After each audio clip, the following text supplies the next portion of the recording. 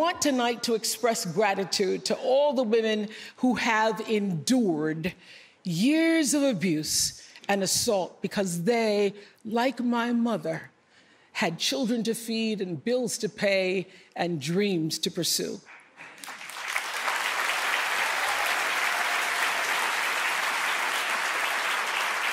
They're the women whose names we'll never know. The hashtag #MeToo movement against sexual assault and violence has put the media spotlight on women. But some feel that the movement, like other feminist movements before it, has failed to amplify the voices of Black women specifically. A recent report done by the National Center for Education Statistics showed that while Black women were the most educated group in the U.S., they still only made up about 8% of private sector jobs and 2% of leadership roles. Still, Black women make serious impacts on our society. In Alabama, the heated special election Senate race between Democrat Doug Jones and Republican Roy Moore was ultimately decided by Black women. 98% of Black women voted for Jones, while only 34% of white women did. In Baltimore, one particular group of women has been gathering and planning to take action on many fronts that they say require their voices be heard. The feedback that I've been getting is that from Black women is that they have never had an opportunity before to really express themselves about issues affecting them in Baltimore. And it's because of a societal culture of not being used to Black women taking ownership of their voices, their bodies, and their freedoms. Not Without Black Women is a community organization in Baltimore founded by activist Brittany Oliver. The women meet up regularly at Black-owned restaurants, cafes, and other businesses.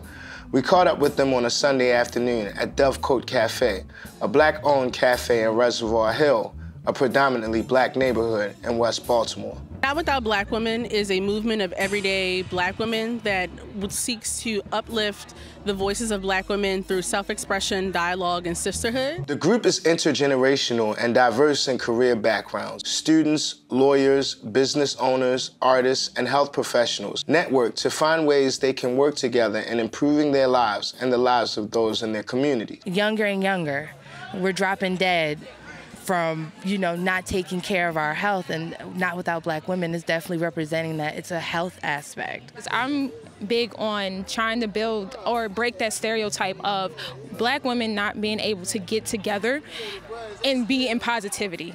I am big on bringing sisterhood together as far as coming together and then promoting each other, because there's so many of us are doing a lot of things. Just being a part of this organization has given me a lot of friendships, a lot of bonds, and the opportunity to do for others what I know I would want done for myself. So I feel like a lot of times Black women's voices are pushed to the side, so we have opinions and stuff like that, but then they always want to use our stuff.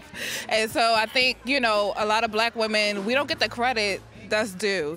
Not Without Black Women has recently been getting involved in politics. Initially, that was not at the top of their agenda. In any space that we show up in, our being inherently becomes political, even when we don't want it to be. And so I would like Not Without Black Women to be a platform for Black women, specifically in Baltimore, of various identities, careers, backgrounds, to feel that their voices matter. For far too long, Black women have been left out of the conversation of many issues. Our ideas are often left out, or we're not given the credit when credit is due. Not anymore. Not in 2018. Consequently, they've begun to attract the attention of some experienced elected officials, like State Delegate Mary Washington, who represents Maryland's 43rd District. It's just a great opportunity to just not have to really explain yourself, but to listen to all of our diverse concerns. But we share this fact of being Black women, in not only in this city, but in this country. And so there's an experience there that we don't often share with each other. say they always talk like about political base, and it's often in the context of who your voters, who your donors. But I think you also have to have a spiritual and emotional and ideological base.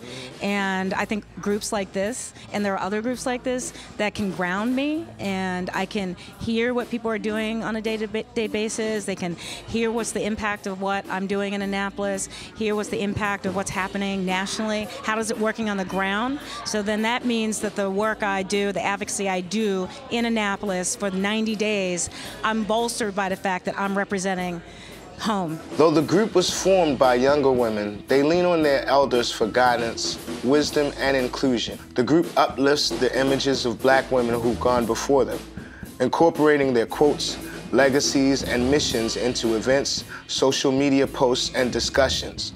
Women such as Nina Simone, Zora Neale Hurston, Shirley Chisholm, and even living women like Congresswoman Maxine Waters. Not Without Black Women is a platform for women in Baltimore to feel that they have a place where their voices can be uplifted. The feedback that I've been getting since we started is that they've never had an opportunity like this before to take up space in the narratives around how to change Baltimore. So Not Without Black Women is here to stay, and I would like for it to serve as a resource, as a platform, as a tool for women to feel, Black women, to feel more comfortable about talking about issues that affect them every day.